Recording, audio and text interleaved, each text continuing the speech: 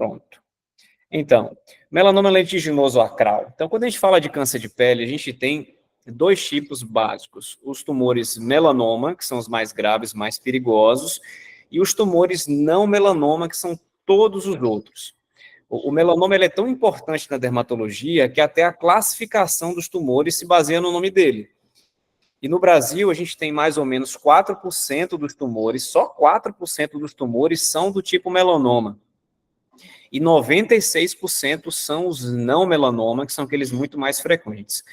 Porém, apenas 4% de incidência desse tumor, ele é responsável por 85% das mortes por câncer de pele. Então, aquele que representa só 4% de incidência causa 85% das mortes. Então, só com esse dado já transmite o quanto o melanoma é mais perigoso do que os outros tipos de câncer de pele. E uma das áreas que ele pode acometer, o melanoma pode acometer toda a superfície do corpo, mas uma das áreas são as áreas de extremidades, que a gente vai chamar de acrais, né? Planta, palma, dedos, unha da mão, planta, dedos, unha dos pés. Então,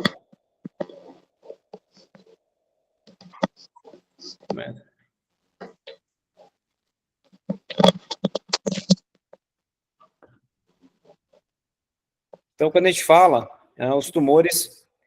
me confirma se está tudo certo com a apresentação aí. Vocês estão vendo, estão me ouvindo? Para mim, Está dando para perfeito. ver e ouvir tranquilamente. Pode seguir. Então, maravilha. Pronto, então, nós no Vigilante da Pele, a gente chama os tumores melanoma de tumores negros, porque normalmente eles são pretos, eles são negros. E os outros, todos os tipos, a gente chama de tumores rubros ou tumores vermelhos, porque normalmente esse aspecto lembra do melanoma preto e os outros mais avermelhados. Então, essa é a divisão que a gente faz. Então, o tumor negro, quando a gente fala, é o tumor melanoma, que o das extremidades é chamado de melanoma acral. E, de uma maneira geral, ele é bem mais frequente na planta do que na palma. Então, para vocês, podólogos e terapeutas podais, tem mais oportunidade, inclusive, de ver um melanoma acral do que uma manicure, né? Porque a planta é uma área de maior risco e os pododáctilos têm maior risco do que os quirodáctilos, ou seja, os dedos dos pés, tem maior chance. E esse é um tumor que tem uma elevada mortalidade, e particularmente em pacientes negros, mulatos ou negros. Por quê? Diferente dos outros tumores, os tumores negros demais, os melanomas da pele e todos os outros rubros, estão muito associados ao tom da pele. Quanto mais clara for a pele, maior a chance do tumor. Esse tumor, especificamente o acral, não tem correlação nenhuma com o tom de pele. Então, a mesma chance que ele tem de surgir numa pessoa muito branca, ele tem de surgir numa pessoa bem negra. O problema é que, normalmente, o negro não suspeita que aquilo se trata de um câncer e o diagnóstico costuma ser mais tardio. Então, não é incomum a gente descobrir lesões com 3 anos de evolução, o paciente achar que aquilo é uma micose, por ser negro, ele acha que não vai ter um câncer de pele. Então, a gente tem uma mortalidade muito alta. Para vocês terem uma ideia, nós aqui da Bahia, do grupo, hoje o grupo brasileiro de melanoma, do qual eu faço parte, o presidente é um colega aqui de Salvador, o doutor Miguel Brandão, que é um amigo meu, e a gente conseguiu trazer aqui em 2019, se não me engano, um evento de melanoma que nunca tinha acontecido fora dos Estados Unidos, chamado Hot Melanoma. Ele sempre acontece entre Los Angeles e Nova York. A gente conseguiu trazer para Salvador por conta da alta mortalidade que o recôncavo baiano tem de melanoma acral, porque a gente tem muito afrodescendente aqui na Bahia, nessa região. Então, essa é uma lesão avançada. A gente não quer que chegue e não quer ser diagnosticado nesse caso. Esse é um paciente meu, acho que quase todas, se não for todas, quase todas as imagens são de pacientes meus aqui.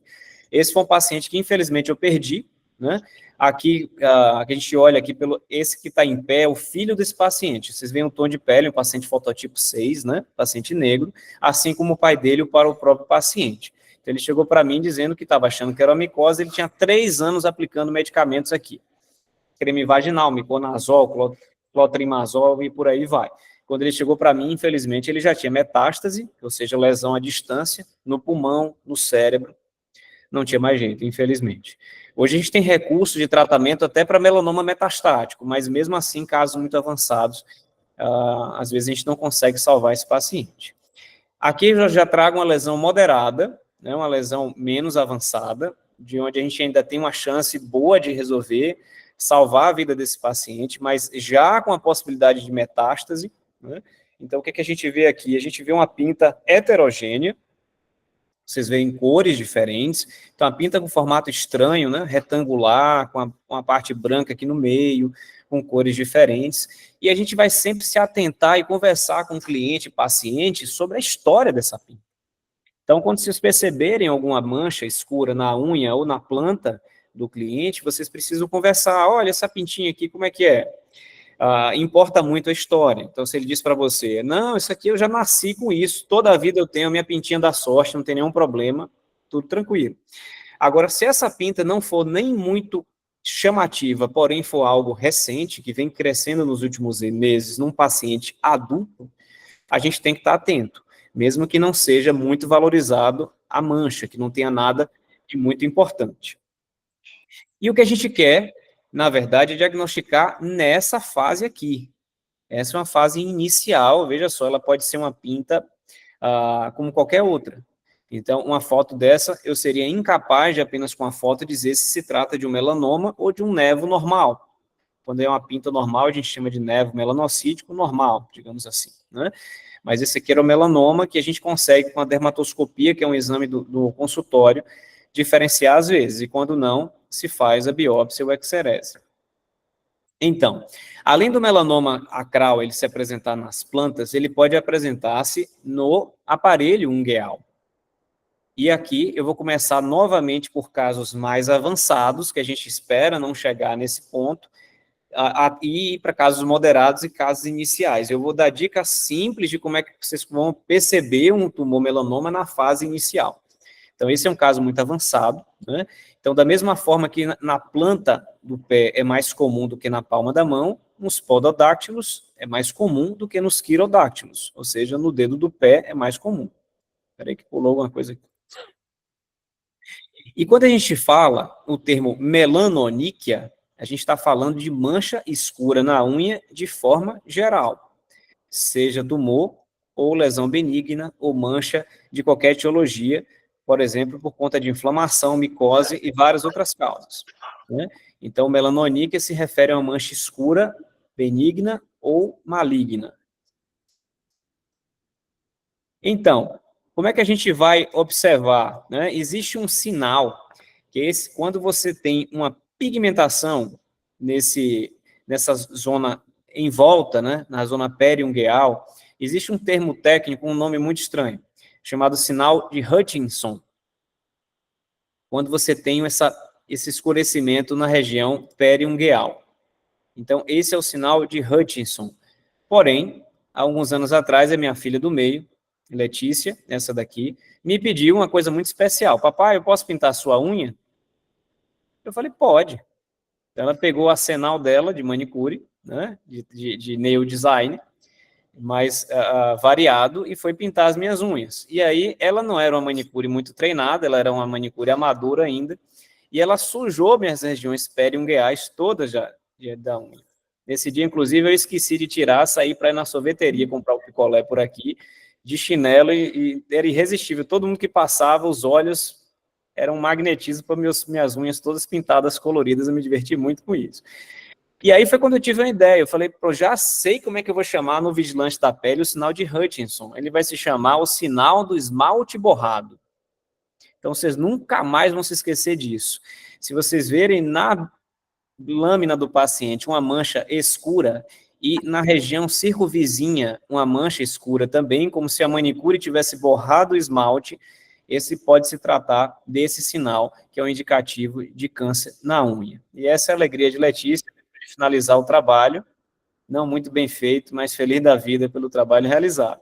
Então, o sinal do esmalte borrado, ele pode ser um sinal de tumor na unha. Então, ele representa uma fase já de disseminação do tumor, quando o tumor começa a crescer. Então, vocês veem aqui essa mancha escura e o sinal do esmalte borrado, aqui bem na zona do hiponíqueo, né, que é essa prega, perdão, do eponíqueo, essa prega que a gente tem aqui, é a cutícula, né? A gente tem o hiponíqueo, que eu falei, na verdade, do lado da borda livre da unha, aquela prega de epiderme que tem na borda livre, que é o hiponíqueo, e aqui o eponíqueo. Então, aqui tem o escurecimento. Mais um caso, né? Esse caso não é meu, esse caso da Academia Americana, se não me engano, de Dermatologia. Então, tem essa mancha e o sinal do esmalte borrado aqui também. Ele também pode pegar a zona lateral, não só a zona de matriz, mas ele pode crescer aqui para essa região. Existem outras situações que são situações benignas que podem simular o melanoma, que pode se parecer com o melanoma, inclusive pode simular um sinal do esmalte borrado, como esse caso desse hematoma. O paciente sofre um trauma, né, você tem um hematoma, um extravasamento de sangue no leito ungueal, e esse sangue ele pode ir para os tecidos periungueais em volta e simular um sinal do esmalte borrado. Então, sempre que a gente for perceber, que a gente for suspeitar de algo, é uma parte muito delicada quando a gente vai orientar o nosso cliente, né, a investigar aquilo ali. A grande maioria das manchas escuras na unha, na planta dos pés, são benignas. Então, se a gente assustar muito esse cliente, isso pode ser muito desconfortável para ele. Então, é uma hora que vocês precisam ter bastante cautela, bastante cuidado. E aqui é um outro sinal, que é original nosso do vigilante da pele, que é o sinal do triângulo, que é um sinal ainda mais precoce do que o sinal do esmalte borrado. O sinal do triângulo, reparem como essa mancha ela tem um aspecto triangular. Ela tem uma base mais larga, aqui na zona do eponíqueo, da matriz ungueal, e ela vai estreitando a sua largura até a ponta. Mais um caso de mancha triangular. Eu vou explicar para vocês por que isso acontece.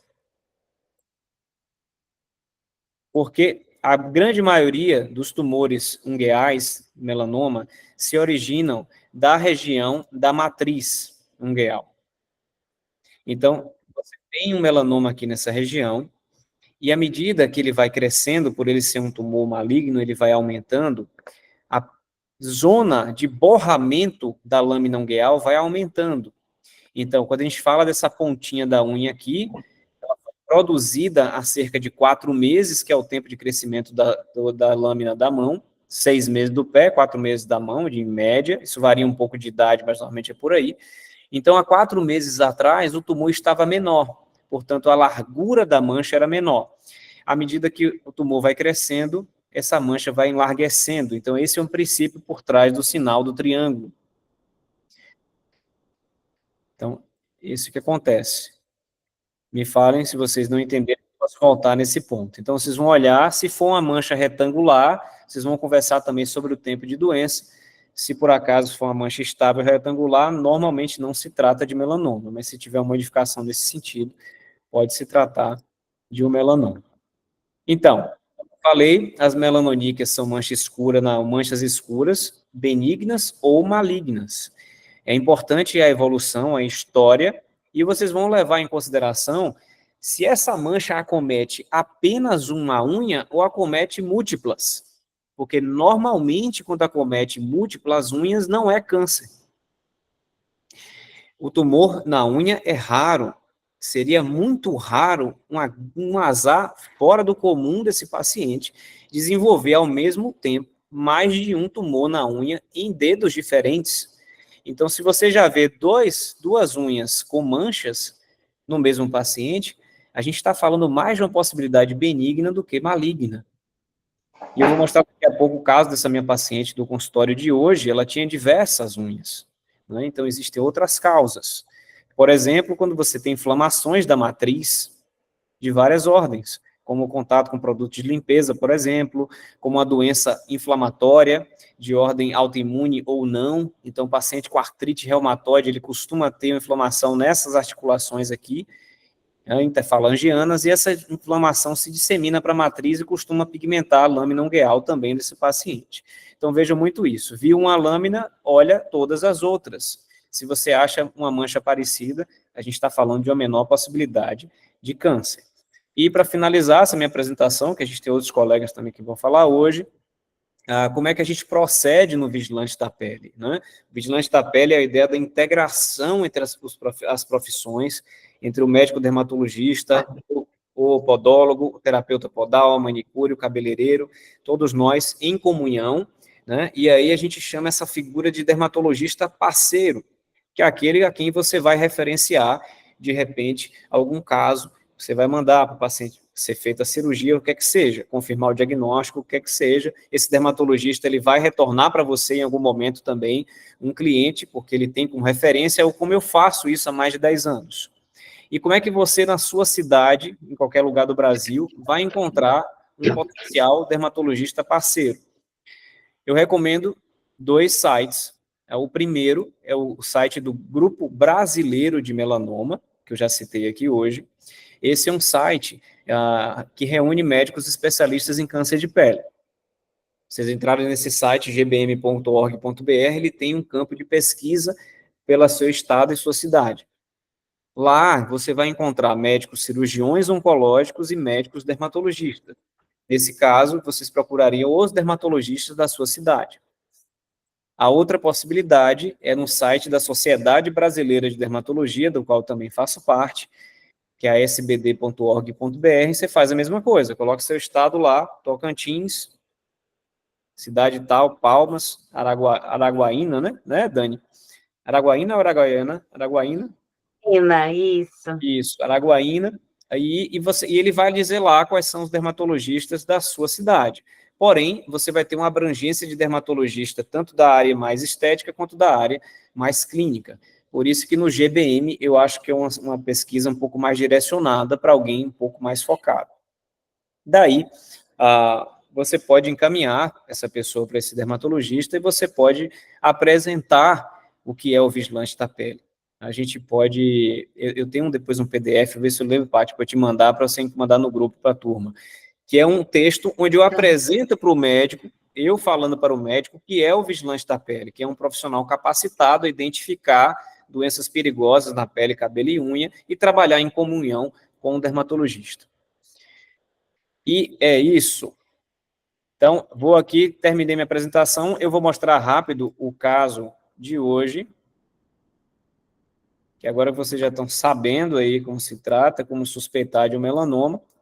Então, para quem não acompanhou, esse foi um caso que eu atendi hoje, né? São 2 fotos da mesma paciente, aqui das mãos, eu vou tentar aproximar, e dos pés.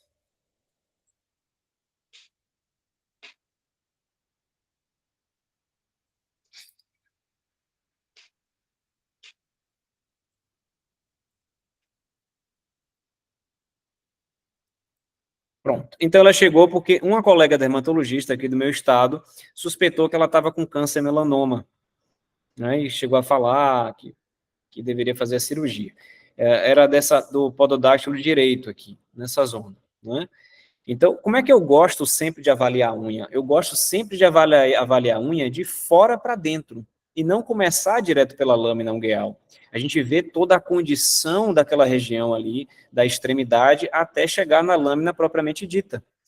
Então, a gente começa a reparar que essa paciente tem um ressecamento da pele aqui em volta, e não sei se na foto fica muito claro, mas ela tem uma inflamação crônica da zona das matrizes, um edema, um inchaço nas matrizes de todas as unhas.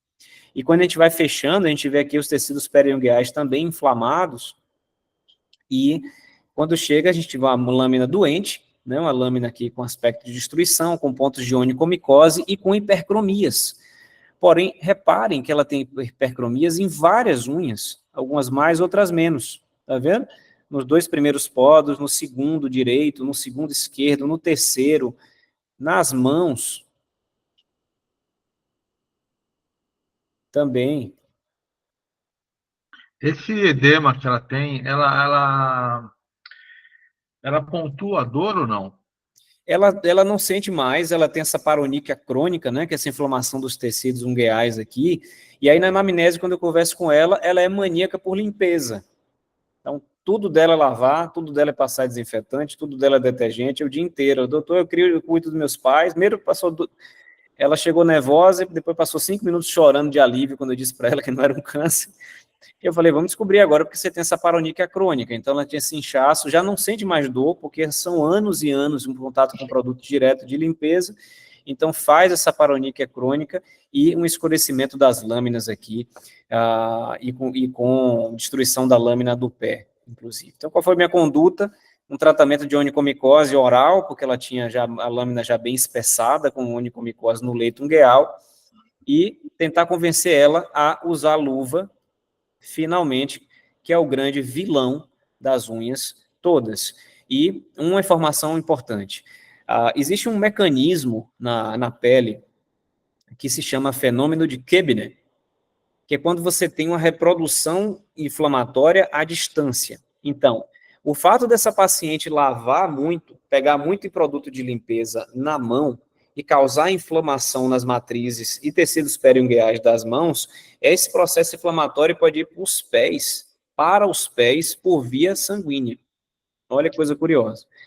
Há uma liberação de mediadores imunológicos e aí vai inflamar onde tiver um tecido semelhante. Ou o contrário, de repente ela é uma copeira, trabalha com limpeza, né, faz uma limpeza lá, usa detergentes, desinfetantes e suja o pé, inflama a unha do pé, essa inflamação vai para a unha das mãos também. Então, para vocês, podólogos e terapeutas podais, ver alguém com a lâmina destruída, com doença na unha do pé, você às vezes precisa orientar ela a usar luvas nas mãos. Olha que coisa curiosa. Então, encerrada a minha parte por aqui, eu quero abrir rapidamente, se vocês tiverem dúvidas sobre esses casos, quiserem comentar, para depois passar. Mas também não pode ser um pseudônimas? Pseudonômanos? Sim, Net, exatamente.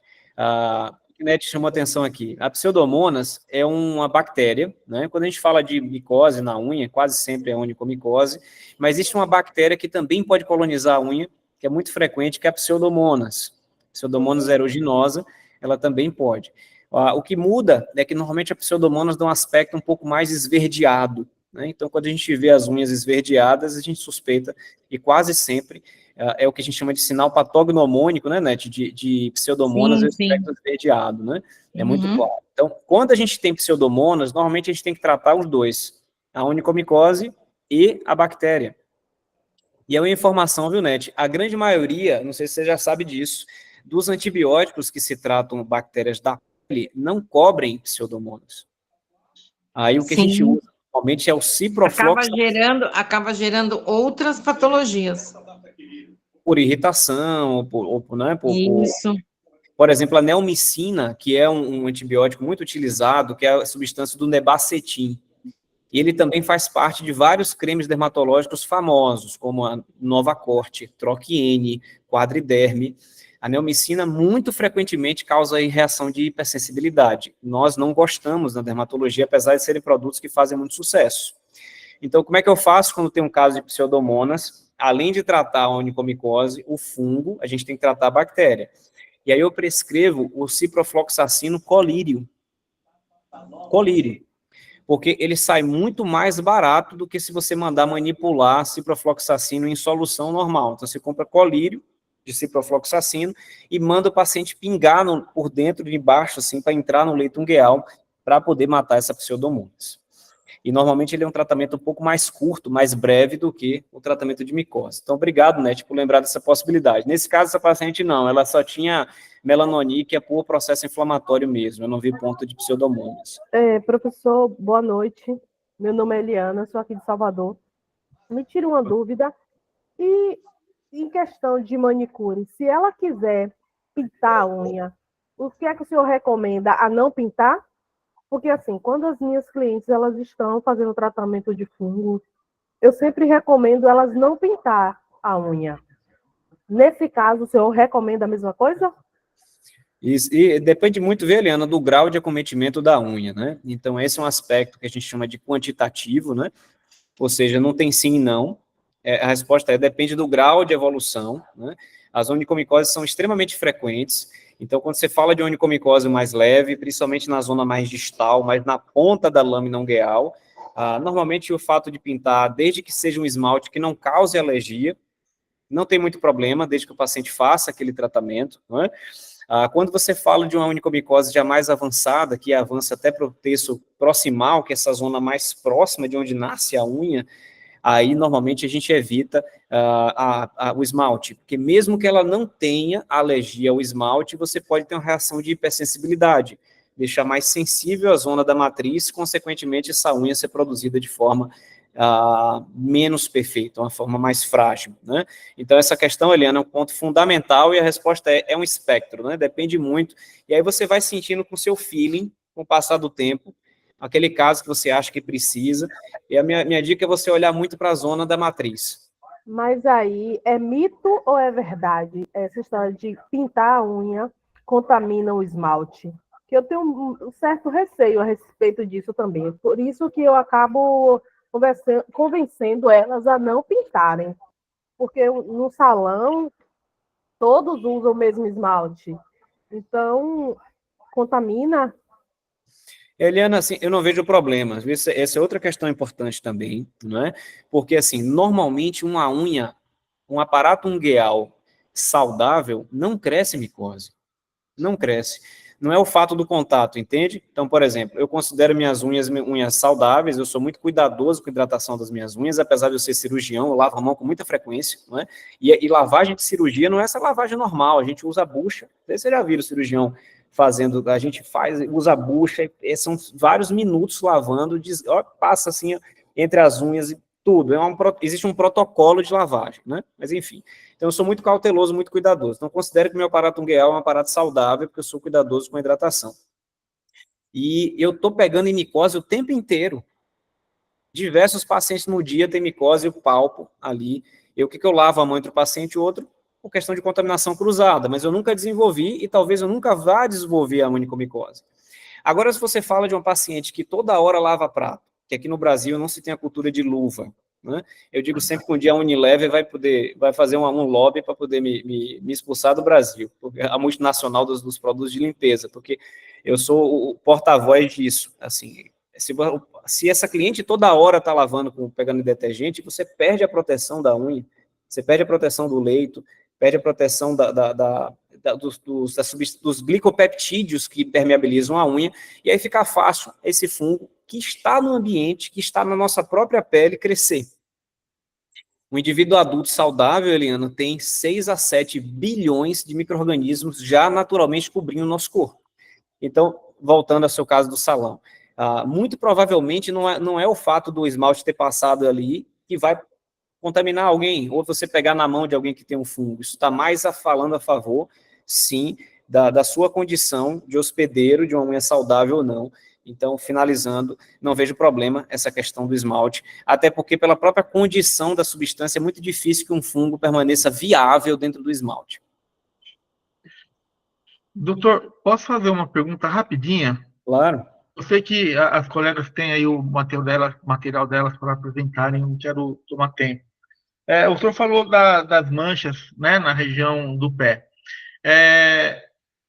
Eu costumo atender lá no colégio muitas pessoas negras e a região plantar,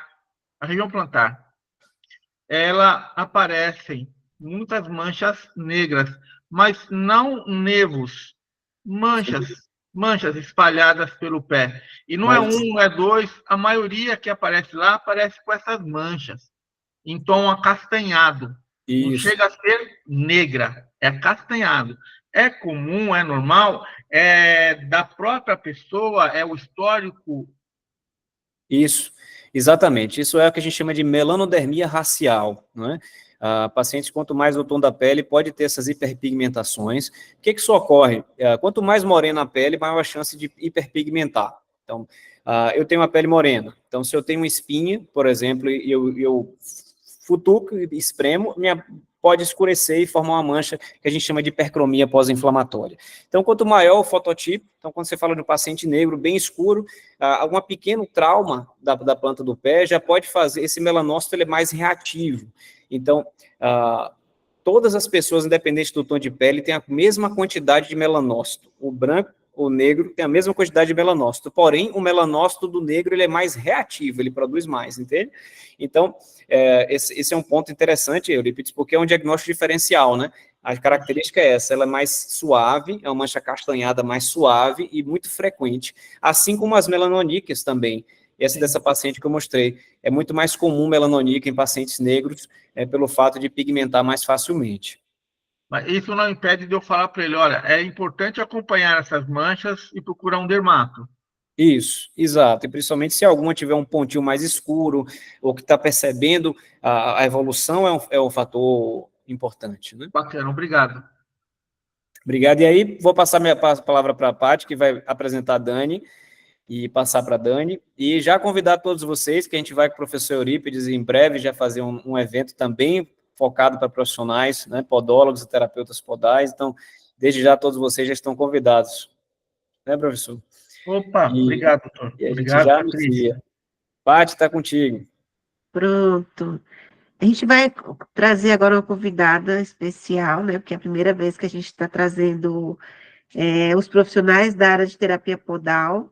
Os podólogos já foram beneficiados com outras masterclass, mas os terapeutas podais, hoje, estamos inaugurando esse tipo de masterclass, porque a gente viu a necessidade de unir, já que são profissionais que trabalham também com essa região dos pés, e acaba que a gente não tinha essa percepção de que poderia trazer esse segmento também para masterclass de uma forma mais direcionada.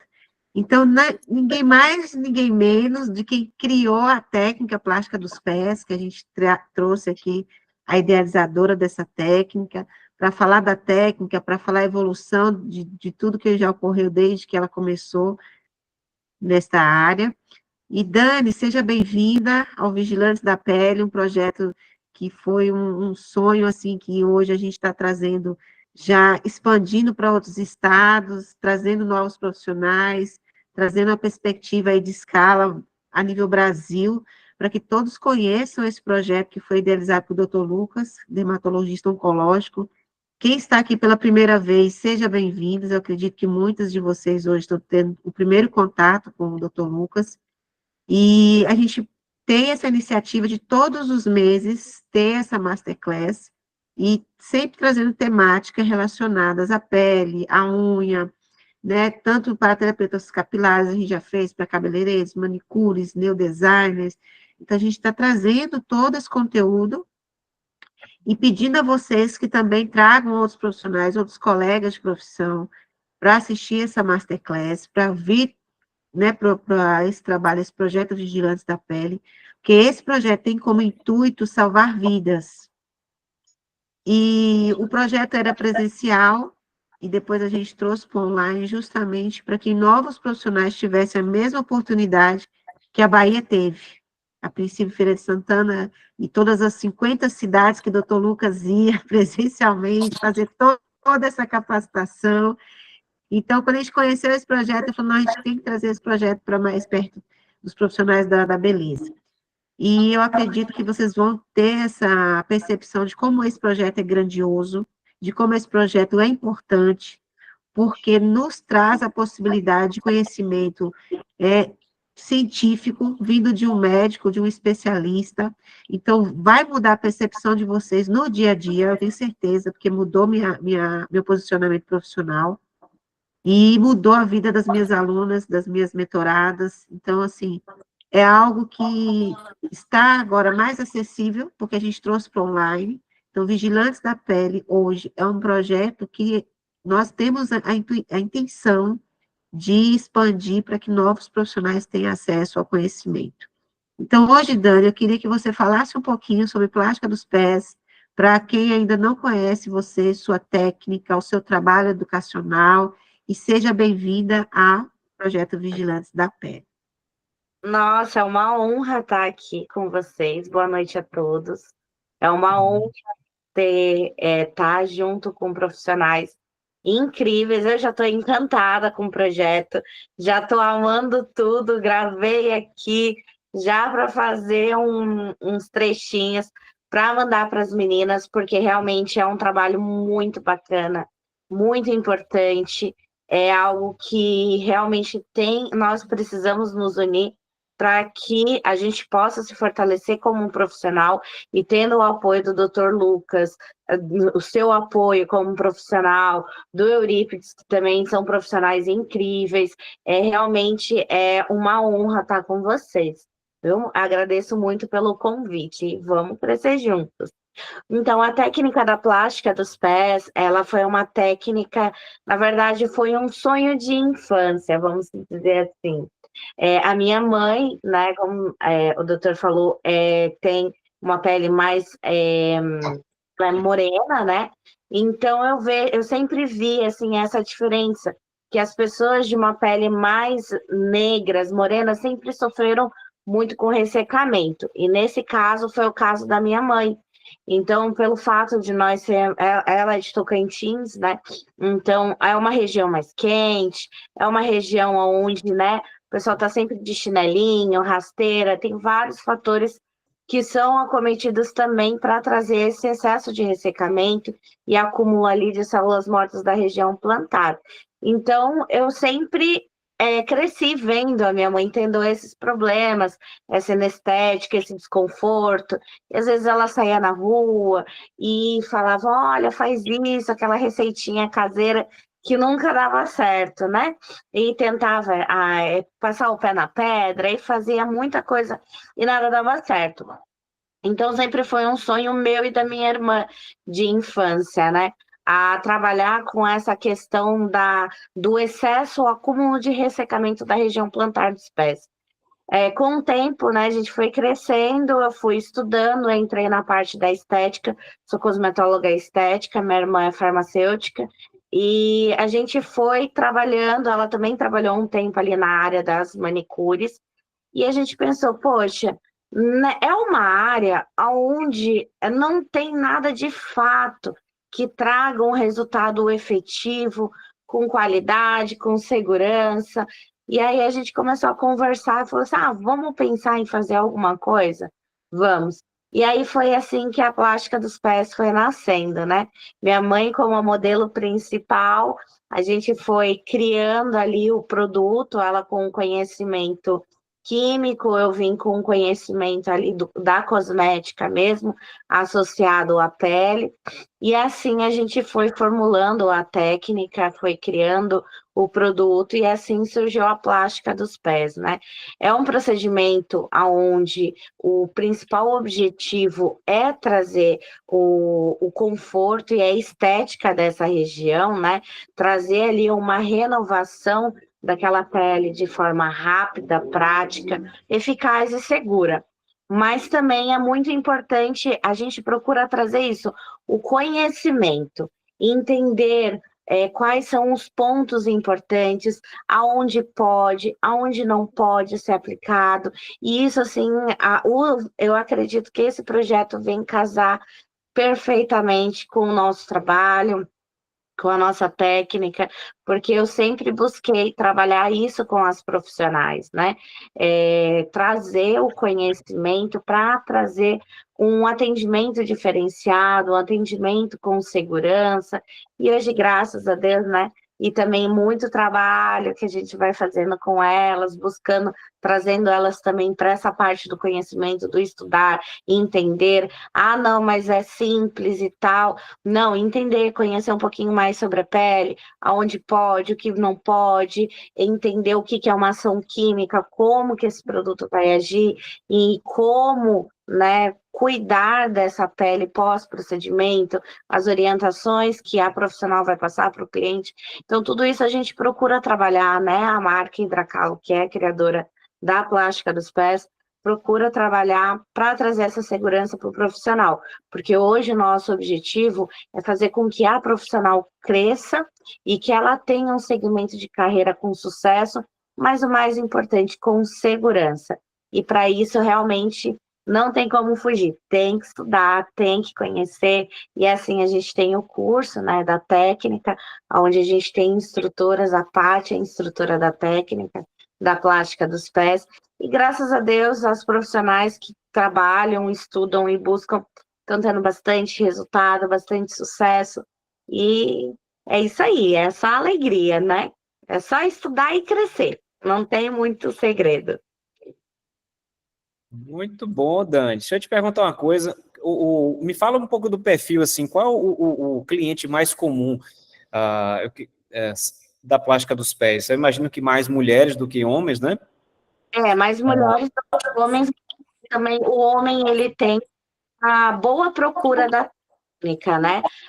E o uso, principalmente daqueles homens que trabalham muito tempo de bota, sapato fechado, que cria ali aquele atrito, aquele caminho de keratose, muitas vezes ou uma pisada errada. Então, assim, hoje o público maior são as mulheres, porque são as mulheres que estão mais frequentes no salão, com a manicure, com a pedicure, né, com as podólogas, mas também a gente tem a procura do público masculino também.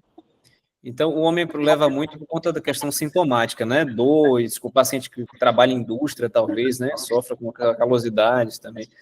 Exatamente, exatamente. Ou então, por exemplo, eu já tive que trabalhavam com obras e tinham essa região palmar da mão com bastante calosidade, ressecamento. Então, pelo fato, né, de estar lidando ali com alimento, produto químico, e aí acaba desenvolvendo né, esse conflito. Então, aí também é uma forma que a plástica dos pés e a plástica das mãos consegue abranger e trazer um resultado bem bacana já na produção. Muito bom. Dani, Pode boa falar. noite. Vocês estão me ouvindo? Sim, Zé. Dani, e que tipo de produto você usa? De que forma você faz essa plástica? Então, ela é feita com o produto hidracalo. O hidracalo é o nosso cosmético. Ele é um cosmético, tá? Ele é um emoliente químico queratolítico. O que significa isso? Ele é um produto que vai fazer a alteração da queratina morta. Então, ele vai fazer a quebra dessa queratina, aonde vai promover aquele ressecamento, ele vai criar um gel nessa pele. E a técnica plástica, ela é muito simples, mas é importante o profissional ter conhecimento de manusear essa técnica dentro do conhecimento, né? Químico também do produto, para que aí você consiga entender quanto tempo, por exemplo, você vai deixar o produto agindo numa pele. Por exemplo, existem diferenças de uma pele morena para uma pele mais clara.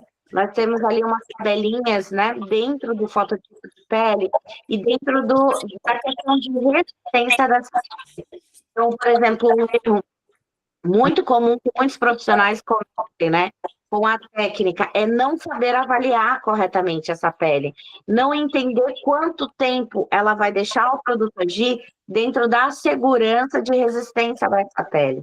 E aí é onde o profissional precisa se atualizar, estudar, entender um pouco mais sobre pele. Mas, assim, a técnica é muito simples, é muito fácil, é prático fazer, mas requer, sim, conhecimento de manuseio, um pouco de conhecimento de pele. Porque, assim, ó, eu sou muito procurada no meu consultório pelo fato das manicures, acho que a maioria aqui usa o hidracalo ou o repós. E, de certa forma, eu não sei se é a maneira que elas fazem a retirada desse produto, né? Porque a pele vira um gel, e aí elas voltam com um grau de escamação dessa pele muito maior do que elas vieram antes. Sim, o que acontece, Zé? Isso mesmo. A profissional é o que a gente está falando, né? Ela não tem o conhecimento técnico do procedimento. Infelizmente, né? Hoje, muitos, como é um produto cosmético, qualquer pessoa pode comprar. Só que o que acontece? As pessoas têm o conhecimento de manuseio. Como ele é um produto queratolítico, o que ele vai fazer? Ele vai fazer a quebra dessa queratina, vai criar um gelzinho, né?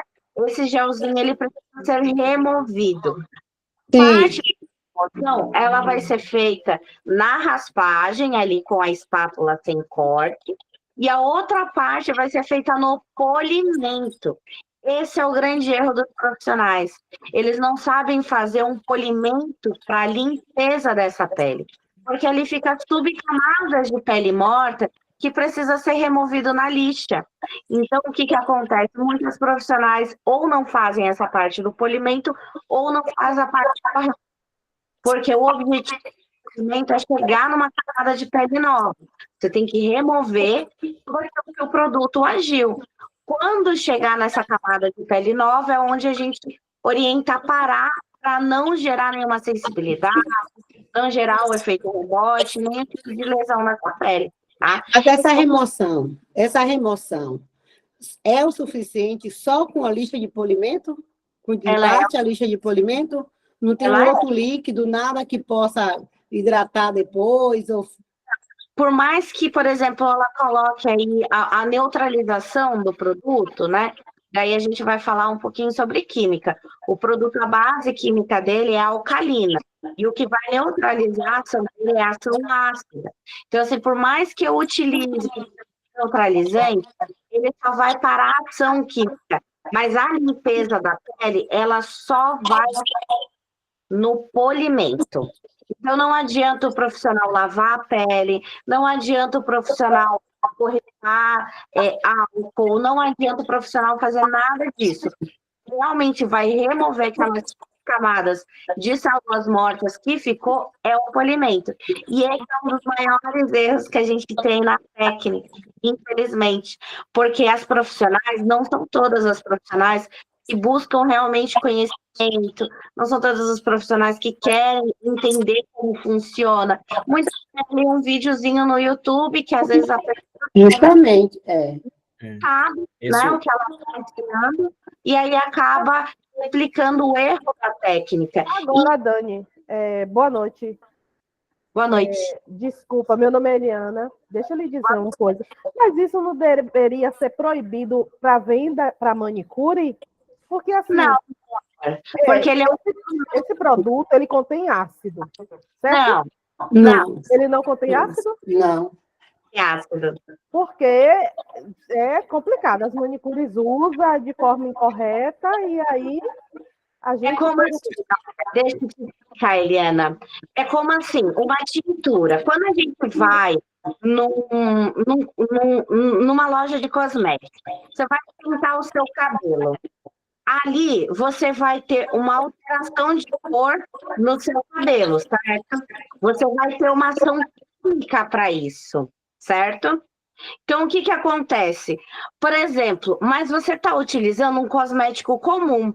Então, se a gente parar e pensar nesse segmento, seria proibido também, por exemplo, a venda de tinta para pessoas comuns. Só o cabeleireiro deveria ter esse tipo de tinta. Porque quando a gente lida com química, é importante quem estiver manuseando entender pelo menos o básico dessa química. Quando a gente vai comprar ali a tinta, você vai ler no rótulo. Eu vou deixar 30 minutos para poder ter a ação. Depois tem que lavar, tem que hidratar, tem que fazer todo esse processo, né? Correto. Tem pessoas que falam, não, é 30 minutos, eu vou deixar 1 hora que assim a tinta vai agir melhor. Sendo que a orientação do fabricante está dizendo 30 minutos. Você entende? Então, ele é um cosmético comum. Infelizmente, as profissionais ainda não têm o hábito de buscar conhecer. Por exemplo, no rótulo do produto, ele está todo passo a passo. Como você vai trabalhar com o produto. Mas muitas profissionais não leem o rótulo. Entende? Infelizmente, é uma cultura que a marca Hidracalo tenta modificar essa cultura.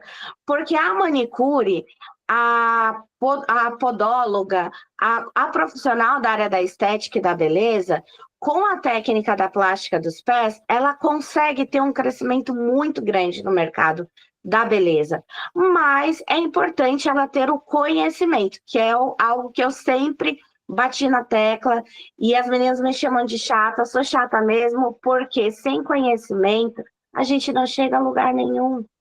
Então é importante buscar, é importante estudar, a gente sempre quando pode está fazendo live, orienta, passa informação, eu tenho meu contato pessoal direto para os profissionais, para poder auxiliar, né? Agora com vigilantes da pele ainda vou ficar mais fortinha. Estou bem feliz, né, E nessa parceria. E eu tenho certeza que não tem segredo. O segredo é estudar, o segredo é buscar. Então, aquela profissional que hoje sabe fazer a técnica, que trabalha de forma correta, nossa, eu tenho feedbacks incríveis de profissionais que cresceram muito, que tem aquele seu cliente ali extremamente agradecido, porque sofria há muitos anos com a cinestética e a técnica trouxe um resultado bacana, imediato, sabe? Então, e é maravilhoso. eu Mas é esse E ponto, pode né? concluir bem. Eu acho maravilhoso a discussão ter ido esse caminho, porque esse é um assunto fundamental e muito atual, não é? Quando a gente fala de procedimentos de saúde e estética, a gente tem que lembrar que é muito operador dependente o que a gente faz, não é? Tudo precisa de método, tudo precisa de conhecimento, tudo precisa de responsabilidade, bom senso, digamos assim, né? Então, a gente está muito em discussão. Recentemente, a gente teve aquele caso do paciente que foi a óbito pelo pilidifenol, né? Todo mundo ficou sabendo disso.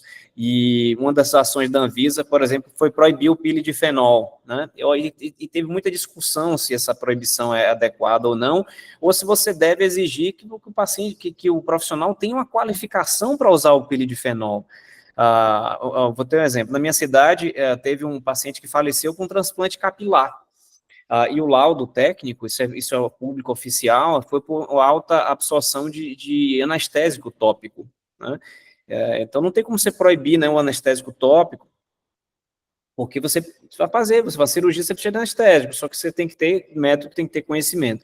Então, a Eliana chamou esse ponto, eu gostei muito dessa discussão, e mostra o quanto é importante a gente mostrar que a gente tem que buscar conhecimento, a gente tem que aprender, e a gente tem que mostrar para se diferenciar como profissional. Nosso cliente tem que saber que a gente estuda, tem que saber que a gente leva a sério, a gente tem que ter um ritual no nosso atendimento, seja qual for a profissão, um ritual de acolhimento daquele profissional, um ritual, de repente, de anamnese, para quem não conhece é o termo técnico para entrevista. A gente fez uma masterclass onde Paty falou sobre a anamnese, a importância da anamnese no tratamento da estética, também podólogo, manicure, que é que você fazer uma pequena entrevista, você já transmite um conhecimento, responsabilidade naquele momento.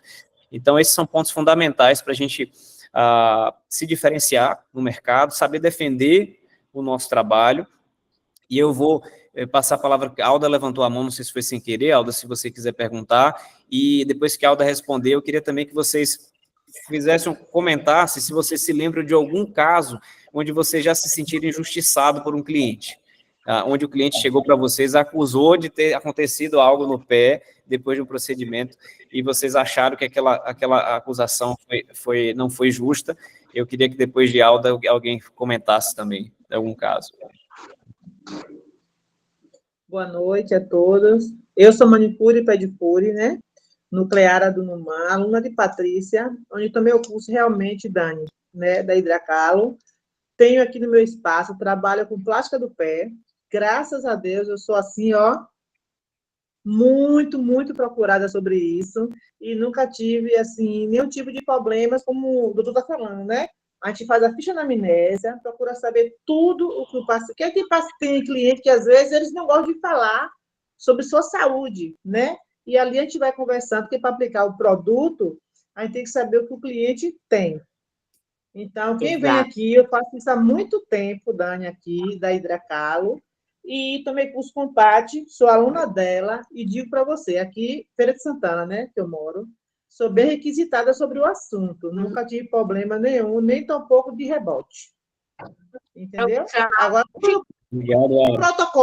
tudo no protocolo, organizadinho e perfeito. Eu acho que manicure, que estuda assim, que isso é uma logo que a gente usa, entende, a gente não é, não. A gente que estuda, é a manicure, que eu sou manicure mesmo, raiz, viu, doutor Lucas?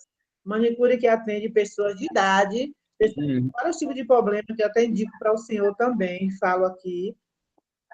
Eu já gosto desse termo raiz também, eu digo que eu sou dermato raiz. Dermato raiz eu digo raiz, às vezes clássicas e tradicionais, e pessoas que realmente é com o pé daquele jeitinho e sai maravilhado. Eu mesmo amo fazer plástica do pé, renovação podal, cuidados, né, com a sola do pé. Muito bom. Amo e digo, a manicure que estuda pode fazer, sim, esse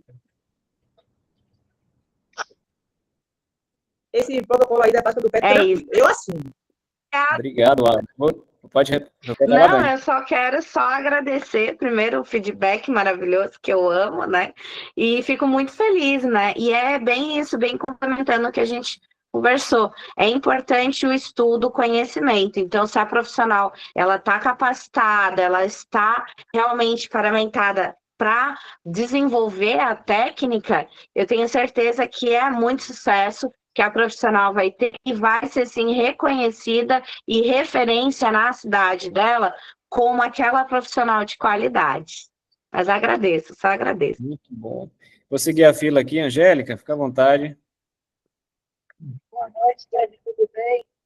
Boa- Para quem vai fazer a plástica estética, quem tem psoríase, alguma patologia, pode fazer ou não?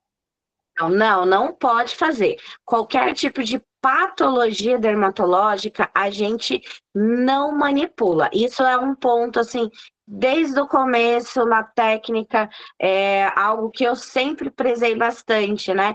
Por isso que eu estou bem feliz, assim, com a nossa parceria do Vigilantes da Pele, porque eu sempre falei para as meninas, falei, gente, busque um profissional na cidade de vocês, um dermatologista, porque eu amo parceria com dermatologista, já trabalhei, eu acho que assim é incrível, a gente cresce muito como profissional. Então eu já trouxe essa experiência que eu já tive lá do meu passado na área da estética para a plástica dos pés. Então qualquer tipo, né, de patologia a gente não atua.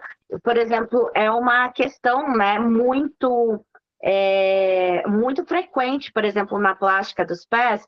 Até quero comentar com o Dr. Lucas. As meninas sempre perguntam: mas a minha cliente ela tem uma dermatite. Eu posso ser borreica na cabeça? Eu posso estar manipulando, fazendo procedimento? Não pode. Então, qualquer tipo de patologia, a gente sempre encaminha ao profissional responsável, que é um dermatologista. Sempre, sempre. Ô, Dani, inclusive essa aula está gravada, acho que daqui a um tempo a gente vai ter um encontro e o seu discurso vai mudar, você vai dizer assim, desde que esteja com uma colega dermato respaldando isso, né? Porque é isso, quando você trabalha com a estética, você tem que ter esses protocolos, né, digamos assim. Mas tem casos de exceção onde a gente pode liberar. Então, eu vou dar um exemplo. Né? De uma maneira geral, a depilação a laser, só um exemplo. A gente tem mais cuidado quando o paciente está usando algum medicamento fotossensibilizante, que é aquele medicamento que deixa a pele mais sensível à luz. Como, por exemplo, o Roacutan, que é isotretinoína oral, é um medicamento fotossensibilizante. Então, as clínicas de depilação a laser, que ficaram muito populares, para quem não já sabe, eu já trabalhei com estética, eu tive uma clínica de laser, já trabalhava 35 pessoas comigo, daí você imagina o tamanho do volume de pacientes que eu tinha nessa clínica. E eu deixei porque minha paixão é doença, assim, seguir. Então, tem muita clínica que quando não tem um dermato por trás, ele protocola. Então, o paciente que está em uso de isotretinoína não pode usar, está proibido de fazer depilação a laser. Porém, como muitos pacientes me procuram e dizem assim, doutor, mas eu quero continuar meu tratamento, eu paguei meu pacote, eu queria continuar isso, aquilo, eu posso? Aí eu avalio o caso, o fototipo da pele e faço um relatório. Dizem assim, não, o custo-benefício, o risco-retorno desse paciente compensa, não é um risco elevado, essa dose de isotretinoína. Você compreende? Então, essa é mais um desdobramento positivo dessa integração do dermatologista com o profissional da estética, onde você pode, de repente, não perder esse cliente porque você tem um respaldo de um médico que diz para você, que está dividindo com você a responsabilidade, compreende? Sim, aí sim te relaxa, né? Porque a responsabilidade está vindo do profissional maior, né? Então, isso realmente é um ponto que eu sempre vetei por conta da responsabilidade que sobrecai ao profissional, né? Mas aí tendo uma parceria com outros profissionais, aí é perfeito. Muito então, bom. Na verdade, se o dermatologista autorizar, pode fazer. Então, o doutor Lucas está dizendo, né? Vai depender muito agora, de cada né? caso, vou dizer assim, né? Depende, né? Às vezes, vou dar um exemplo. às vezes a psoríase, quando está hipertrófica, né, assim, e tem um quadro inflamatório leve, a gente usa queratolíticos também, eu prescrevo, né, em algumas situações, alguns ácidos queratolíticos, então, não é absoluto, né, então, mas eu acho que Dani está certo, eu acho que tem que ter esse protocolo mesmo, assim, quando você não tem essa expressa esse compartilhamento de responsabilidade do que está seguindo, esse alinhamento cliente, você profissional e colega, né? Muito bom. E também a nossa responsabilidade como marca em orientação é muito grande, né, doutor? Então, eu procuro, assim, ter o máximo de cuidado possível para não gerar nenhum tipo de problema para profissional no seu atendimento, e ainda assim já é muito difícil, já gera bastante, né? Então, acredito que para a gente abranger realmente vai ser para um quadro muito fechado de profissionais realmente comprometidas, profissionais que realmente estão ali, estão conosco. Aí sim, eu acredito que vai ser aquela profissional que, não, ela tem responsabilidade técnica, então dá para liberar. Muito Mas bom. vamos saber. Maravilha. Vou seguir aqui. Nete, por favor, Nete, você está próxima.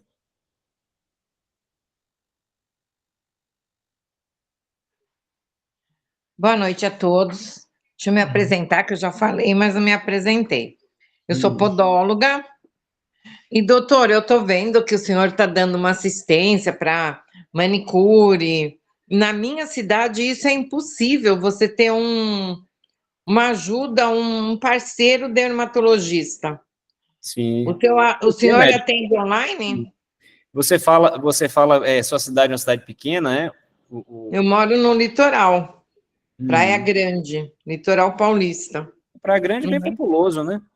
Pois é, e a Mas maior dificuldade que eu tenho é de ter parceiros como dermatologista. Agora, depois de 2 anos que eu estou no mesmo lugar, agora consegui uma parceria com uma biomédica, mas mesmo assim não é o que eu quero. Eu quero ter uma parceria com um dermatologista, mas é a coisa mais difícil aqui na minha cidade. Porque eu tenho muitas clientes com micose, eu tenho muitas clientes com psoríase, então, assim, com dermatite. E o diagnóstico que eu faço, porque eu estou sempre estudando, sempre participando de congresso. Então, assim, o estudo está tudo mastigado na minha cabeça, mas eu não tenho como, porque eu não posso dar diagnóstico. Só o dermatologista. Isso aí. Esse é interessante, né, isso, e o que acho que seja um caminho, de repente, né? Eu sou muito transparente sempre, assim, né, é meu jeito, eu sou muito transparente. Então, o que há? Dentro da medicina, da dermatologia, da medicina como um todo, das outras áreas de saúde, há uma vertente de pessoas que se incomodam, digamos assim, porque com tal profissão que vem surgindo. Na verdade, o cuidado de saúde ele está cada vez mais plural, sabe, Nete? Quando a gente vai olhar para a antiguidade, eu comentei isso em outra masterclass, você só tinha a figura do médico, né? Passou um tempo, você passou a ter a figura do dentista. Passou um tempo, você passou a ter a figura do enfermeiro. Você passou a ter a figura do fisioterapeuta. Você começou a ter o podólogo. Você começou a ter o educador físico, o nutricionista, todos eles derivados de uma mesma base, que é o cuidador da saúde. E cada vez que surgiu um profissional novo, não foi fácil. Vocês vão lembrar quando o Uber surgiu no Brasil, era o pessoal apanhando, taxista querendo, nada contra taxista, mas você lembra que teve essa confusão, e hoje o Uber faz parte da nossa rotina. Né? Ele democratizou o transporte. Hoje pessoas com baixo mais baixa renda salarial tem acesso, não precisa se expor numa motocicleta, enfim. Então, toda vez que você mexe nesse equilíbrio do sistema, você tem crítica. Então, dentro da medicina, há colegas que se incomodam, digamos assim, com algumas áreas da estética, porque acham que está roubando o paciente. Então, isso é verdade, isso acontece, sabe? Então, mas, normalmente, quando a gente fala de colegas mais da área clínica, eles têm menos essa percepção. Então, eu vou dar um exemplo. Eu tenho grandes parceiros terapeutas capilares. Eu sou dermatologista, eu trato cabelo, mas tem muita coisa que eu não gosto de fazer, que para mim é muito cômodo, é muito interessante eu ter parceiros terapeutas capilares. Eu tenho muitos deles aqui. entende? Do qual eu caminho o paciente de volta, só recomendo, olha, ele tem um diagnóstico de uma doença inflamatória, por exemplo, uma alopecia frontal fibrosante, uma doença que o paciente vai perdendo definitivamente, vamos fazer determinado tipo de tratamento e evitar esse, compreende? Então, eu acho, Ned, que se você talvez procurar, finalizando a resposta, alguém mais da área clínica, que trate mais doença e menos estética, e a depender da forma como você apresenta, mais uma vez, Paty, me lembra para a gente mandar aquele PDF do Vigilante, né, para o pessoal, que é uma carta minha, onde eu apresento para o colega o que é o Vigilante da Pele.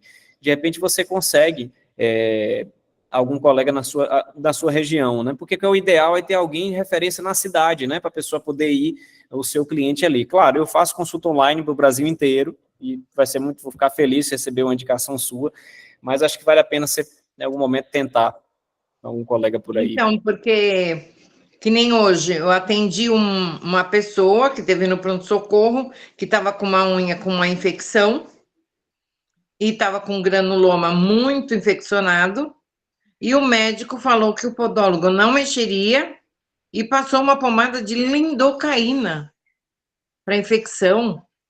Não, para dor. Isso aí é aliviar a dor dele, né? Mas mesmo assim, o que tem a lidocaína se você não vai mexer, não vai fazer nada? Sabe, é o que você falou, parece que existe o medo de roubar os clientes, mas eu não quero roubar cliente de ninguém, eu quero acrescentar e Exato. curar o meu cliente, curar o meu paciente, que o meu intuito é curar. Porque aqui na praia sempre tem muito fungos, muito. Eu sou uma especialista que me especializei em fungos, tanto que eu faço tratamento com laser e tudo. Mas eu preciso de uma micologia, um exame, não tenho, para ver que tipo de fungo é, se é um pseudonoma, se é um tricópio rúbeo, sabe? Para saber se é de levedura, se é de candidíase, eu não tenho esse diagnóstico, porque eu não posso dar o diagnóstico. Sim, sim. Excelente. Eu tenho conhecimento, mas até eu vou pedir para você me dar o seu telefone, porque eu vou ter que fazer online. Vou te indicar cliente online. Para você pedir, porque eu não posso passar exame, eu sei recolher o exame micológico, mas eu também não posso passar para o cliente ir no laboratório e fazer um exame micológico. Isso é possível, sim. Até porque hoje já é na federal, né? Então, se eu faço uma solicitação de exame no meu estado, tem validade em todo o território nacional. E esse NET é um pilar fundamental do que a gente está construindo, né? O Vigilante da Pele, ele não é um curso, ele é uma comunidade. Isso é o que eu gosto de deixar bem claro, né? A comunidade que a gente quer de disseminar essa cultura, de aproximação entre as áreas, de integração entre as áreas, onde todo mundo sai ganhando. Então, a Paty já falou, a gente tem, de fato, um curso online para quem pode, de repente, se aprofundar, né? Alguns parados, vocês vão ver um dia que vocês tiverem curiosidade, mas a ideia é essa, a gente fortalecer a comunidade com atividades como essa, no meu Instagram mesmo, eu faço, quem não me acompanha, segue lá, DR Lucas Fernandes, informações sempre que são gratuitas sobre isso, mas a ideia é isso aí, é levantar essa discussão que a gente está tendo e fortalecer essa comunidade. Eu digo que daqui a poucos anos a gente vai ser um dos agentes, vocês vão ver, eu digo a gente, todos nós que estamos aqui, de transformação dessa cultura. E quando o profissional da estética, de salão e da estética, vai ser visto como cuidador de saúde. Isso porque vai ser... ninguém mais para entender de pé do que o podólogo. Claro. Da biomecânica, baseado em bastante estudo, em participação de vários estudos. Na biomecânica, porque a biomecânica não é só no pé. Pode estar na coluna, pode estar no arco do cóccix. Pode ter tantas deformidades que o podólogo ele consegue ver isso. E por que não ter uma pessoa te caminhando junto contigo? Eu não tenho esse respaldo, não tenho. E aí, Ned, falando, e aí o termo que o americano gosta muito, né? Sola de sapato. Ou seja, tempo de trabalho. Vocês veem quantos pés num dia, por quantos anos, né? Então, isso é de muito valor. Então, é isso aí, a gente pensa parecido. Eu preciso de uma parceria, doutor, eu necessito, para ficar bem... Ouvi isso, eu estou vendo a cara de Paty pelo vídeo aqui, eu estou vendo o que ela está pensando, ele só está fortalecendo o que a gente sempre achou, né, Paty? É o que, né, essa dor que ela está trazendo é uma dor que eu tinha antes de conhecê-lo, né? Porque o que ela tá sentindo hoje, eu sentia há muitos anos atrás. Então, Olha aí. o que ela, Nete, eu digo, não estou falando pela amizade que eu tenho com ele, mas profissionalmente, a minha vida profissional se fortaleceu e eu tive um alívio muito grande, porque eu passava pela dor que você está passando, de não ter um suporte, como o Dani falou, a gente precisa de um suporte, cada um no seu devido lugar, mas quando a gente tem um dermatologista que é o que, eu não lembro o nome dela, acho que foi, que falou por último, desculpe, não lembro agora o nome, mas quando a gente não tem para quem encaminhar e o cliente fica, entre aspas, no vácuo, isso é uma dor muito grande para um profissional que tem responsabilidade sobre o cliente. Então, a gente, de uns anos para cá, a gente já não tem mais essa dor, porque a gente tem um dermatologista parceiro. O que a Alda falou é algo assim, na realidade, que elas vivem lá em Feira de Santana. Se eu tenho uma cliente que ela vem com uma unha, que ela tem uma mancha, eu sei que aqui, nesse caso, eu tenho para quem encaminhar. Eu não vou deixar minha cliente, às vezes com risco de ser um câncer, e não saber para quem é que vai resolver se eu não posso. O que Nete está passando, eu me vi ali anos atrás, quando a fala dela. Eu só tenho porta fechada, porta fechada. E eu já fui atrás, já paguei consulta com dermatologista para ele me ouvir, de falar assim, eu não vim consulta, eu vim pedir a sua ajuda. Ah, sinto muito, não posso fazer nada. É o que eu escuto. E é muito triste isso. Tá vendo, Alda? Agradeço a Deus porque a gente tem o médico. Mas que, então, Nete, estou aí, viu? Assim, mas para todo mundo, cada um tiver em cada lugar do Brasil, a ideia é sempre que você tenha um mais próximo de você, né? Na sua cidade. Sim, quem sabe? Muita gente quer, né? Mas vai, uma hora vai. Talvez o exemplo de Dr. Lucas, eu digo assim, por isso que a gente tem essa intenção de escalar, para que o exemplo dele seja seguido por outros médicos. O que a gente fala Quem muito. sabe as pessoas vendo ele fazendo esse atendimento com as minhas clientes aqui no litoral, alguém se acende uma luz e fala, não, pode deixar que eu vou te auxiliar. Porque eu só tenho porta fechada, porta fechada. Agora que eu tenho uma biomédica, que até quando eu tenho alguma coisa assim infeccionada, ela vem, aplica uma anestesia, porque eu não posso aplicar, que eu não sou médica, mas eu tenho essa parceria que ela me dá um respaldo. Mas é difícil, viu? Muito difícil. Mas muito. isso, Nete, é cultural, porque eu lembro que o doutor Lucas deu um depoimento em Salvador no fórum de como ele foi criticado quando ele iniciou esse trabalho de capacitação para os profissionais da área da beleza, de que era loucura, que os profissionais não iam aprender, que os profissionais da área da beleza não tinham essa capacidade. Porque Então, assim, acha que é um trabalho manicure... pioneiro, Pois é, acha que manicure não estuda, acha que manicure não deu para nada. Ai, você é manicure. E não é assim, porque eu sou docente de manicure, e não é assim. Manicure hoje está muito em alta, se respeita, se valoriza e corre atrás. Eu comecei como manicure, dou muito valor para as manicure, porque elas sabem o que elas querem, elas sabem o melhor para o cliente.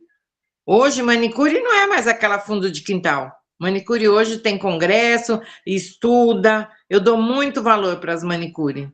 E sabe usar os produtos. Estuda, não é né? pessoas leigas. Não é porque a Alda está lá na Feira de Santana que ela não entende o que ela está fazendo. Ela entende, sim. Porque ela está estudando, ela está se atualizando. E aí dela, você não entender. Isso muito bem. Obrigada, Excelente, Nete. muito obrigado. Mas você já achou dermatologista, viu? Maravilha, podia deixar. Ô, doutor, me passa seu telefone, por favor. Eu vou passar aqui, que é já o telefone do consultório, e aí depois eu vou passar a palavra aí para o Eurípides, que é o próximo da fila, que isso aí é marcação, fala direto por ele. Tá aí no chat. Tem duas questões aí que eu quero colocar, três questões. Uma é para a Daniele, né? A questão das contraindicações, Daniele. Certo. Além da questão dermatológica, Existem outras contraindicações, Existe como, sim. por exemplo, mulher grávida. Não, mulher grávida não é uma contraindicação, né? Porque o produto, como objetivo, a plástica dos pés, é atuar somente em camada de pele morta, não vai atuar, não vai gerar nenhum problema no processo gestacional. A contraindicação que a gente orienta realmente é a hidratação com creme à base de ureia a 10%, né? De 5 a 10%, mas isso só como uma precaução mesmo. Agora, sim, a principal contraindicação, além das patologias, é a pele machucada, a pele aberta, ferida, ou às vezes até mesmo com aquela fissura calcânea, né? Aquela fissurinha que geralmente ocorre. E assim, quando o cliente ele pisa, ele sente algum desconforto, alguma dorzinha, mesmo que às vezes não esteja visível ao olho do profissional, aí a gente não indica fazer o procedimento. Porque lá dentro daquela fissura a pele está aberta, está machucada, e aí sim pode gerar uma lesãozinha, um desconforto maior para o cliente. Então, essas são as principais contraindicações. São as patologias dermatológicas, né? Oncologia também, processo oncológico também não é indicado. E aí, a pele machucada, aberta, fissurada, com sangramento de jeito nenhum. Ah, bacana. A outra questão é, doutor Lucas, está difícil encontrar dermatologista clínico. Sim. Hoje, entenda, não estou querendo falar mal, Fique à vontade. longe disso. Hoje a gente está vendo mais um dermatologista focado na questão da estética.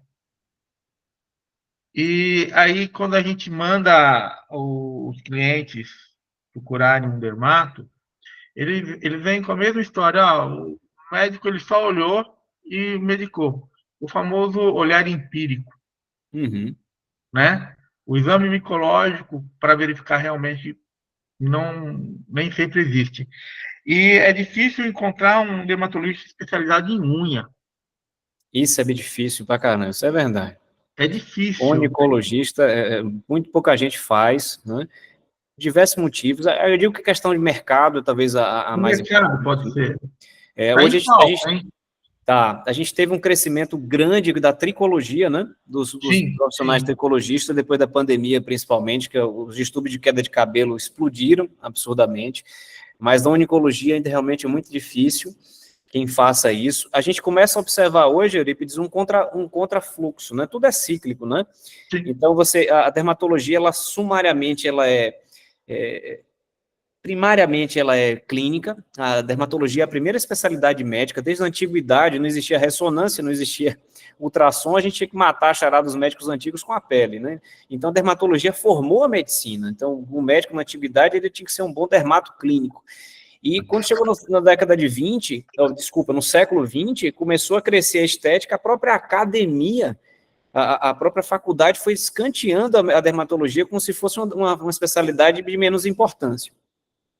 Mas, como aí cresceu muito e a área da estética começou a ser mais concorrida, quando eu fiz a escolha de tratar a doença, era uma escolha maluca. Eu larguei uma clínica, como eu falei, eu tinha 35 colaboradores para poder seguir doença. Era totalmente maluca aquela ideia, do ponto de vista financeiro. Mas hoje, o meu diferencial na minha cidade é tratar a doença. Você entende? Falta aquele que... Pela falta de quem trate. E boa parte dos pacientes, eu ouço isso diariamente. Dizem, eu vim aqui, doutor, porque você é médico de doença.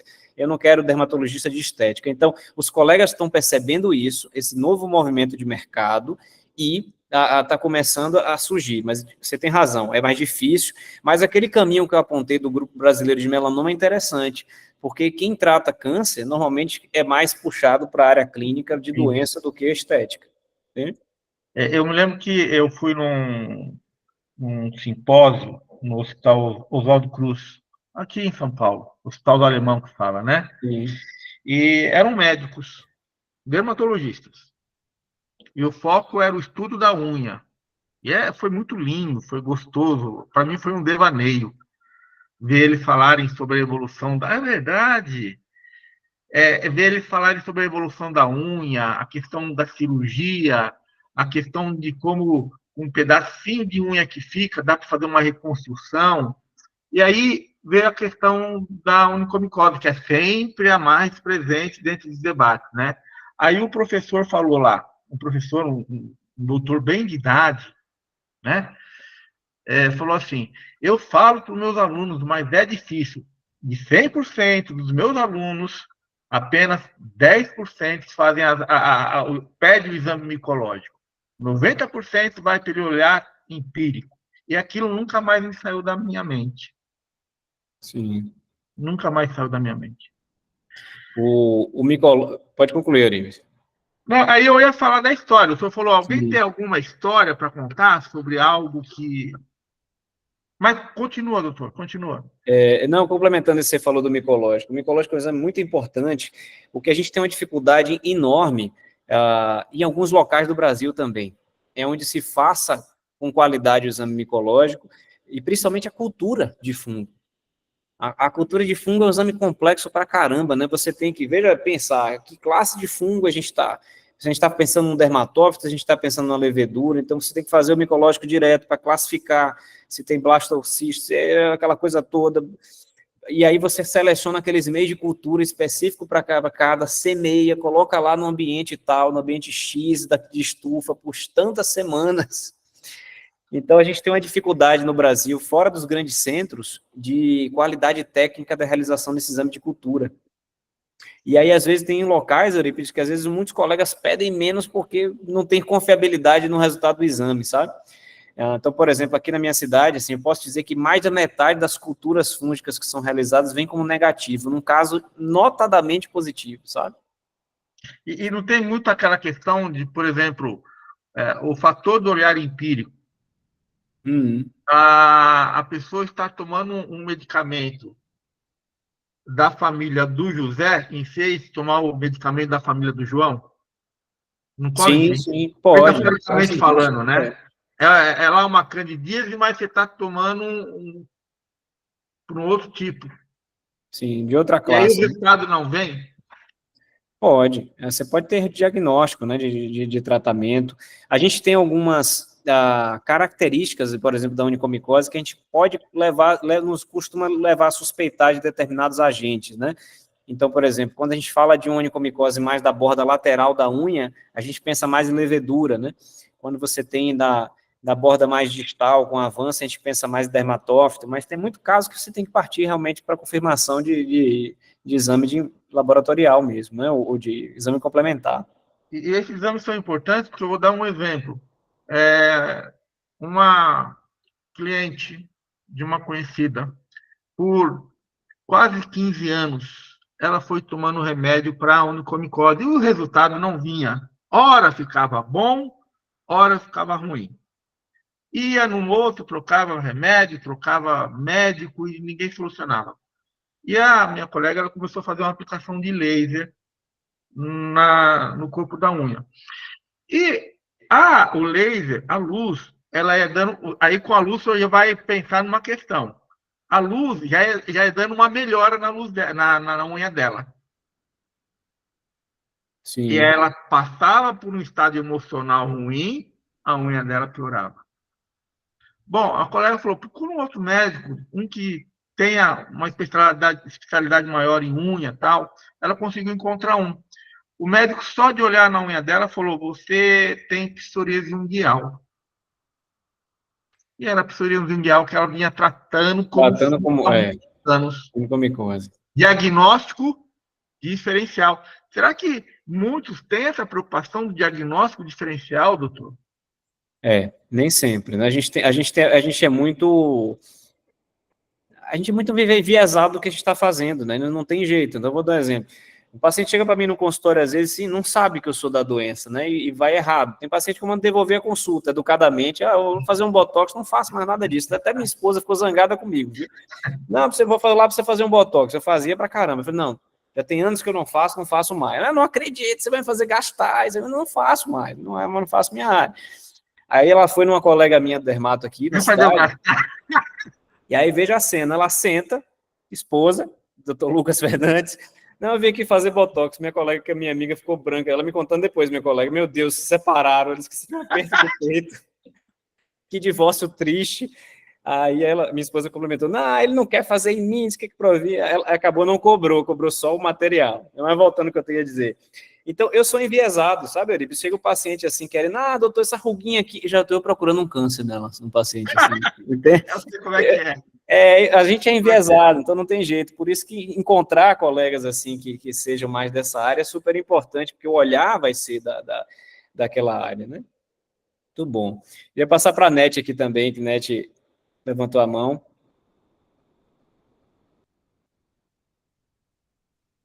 Eu acho que ela não baixou dessa vez, foi não. Eu quero saber de onde que o senhor é. Eu sou de uma cidade, uma grande metrópole baiana chamada Mairi, 19 mil habitantes. Cresci lá, né? Mas passei a maior parte da vida em Salvador. Já faz 12 anos que eu moro em Feira de Santana. Feira de Santana é a segunda cidade do estado da Bahia. E aí eu tô aqui feliz em Feira de Santana. Aí é meu conterrâneo. E aí tem a turma aí. Nós vamos se falar, doutor. Vamos se falar bastante. Vamos sim.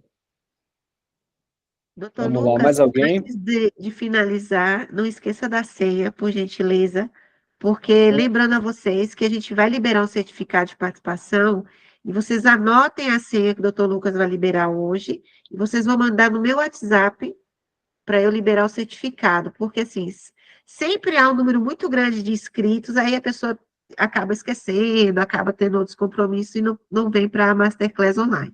Então, a gente sempre tem esse cuidado de enviar o certificado para realmente quem participou. Então, uma forma de segurança é vocês enviarem a senha no meu privado, tá? Pronto.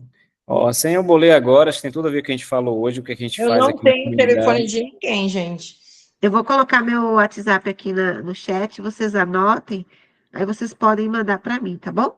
A senha de hoje é conhecimento, que é a ponto-chave aqui, que está todo mundo, uma hora dessa, cansado, essa turma aí está aqui ainda, então parabéns, viu, a todos vocês pela sede de conhecimento, pela responsabilidade, foi um papo maravilhoso, adorei, viu? A hora passou muito rápida. Olha só, já estamos com 1h30, ou mais, quase 2 horas de encontro, né? Então, geralmente é 1 hora, mas a gente está mudando os formatos com convidados, com uma performance diferente, e está trazendo bastante novidade também. E eu creio que o doutor Lucas vai trazer em breve a abertura novamente do curso de vigilância da pele. A gente tem muita novidade para vocês ainda esse ano, né, doutor Lucas? Foi muito bom. Adorei. Que bom. Você sabe que eu sou fã de vocês, né? De vocês dois.